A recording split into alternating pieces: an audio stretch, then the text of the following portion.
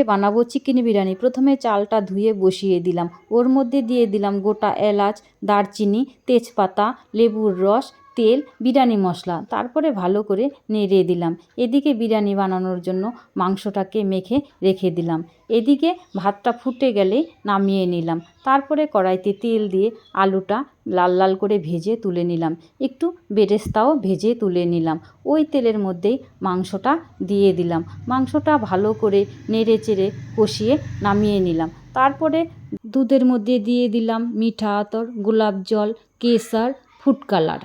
তারপরে নিয়ে নিলাম একটা সসপ্যানটাকে ভালো করে ঘি দিয়ে ব্রাশ করে নিলাম। তারপরে ওর মধ্যে দিয়ে দিলাম ভাত, বিরিয়ানি মশলা, দিয়ে দিলাম একটু বেরেস্তা, ঘি, দুধে মিশানো কেশর। তারপরে উপরে দিয়ে দিলাম মাংসটা, তার উপরে দিয়ে দিলাম আবার একটু ভাত। তারপরে সসপ্যানে ঢাকনা দিয়ে দিলাম। ঢাকনা দিয়ে আটা দিয়ে ভালো করে সসপ্যানের মুখটা বন্ধ করে দিলাম। তারপরে উনুনে বসিয়ে দিলাম। আর এদিকে বিরিয়ানির সাথে খাওয়ার জন্য বানিয়ে নিলাম একটু রায়তা। তারপরে উনুন থেকে সসপ্যানটা তুলে ঢাকনা খুলে প্লেটে সাজিয়ে নিলাম চিকেন বিরিয়ানি।